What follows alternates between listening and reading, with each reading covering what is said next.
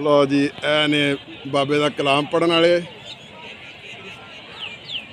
ते मैं भी 3 साल बाद जिथे आया वा।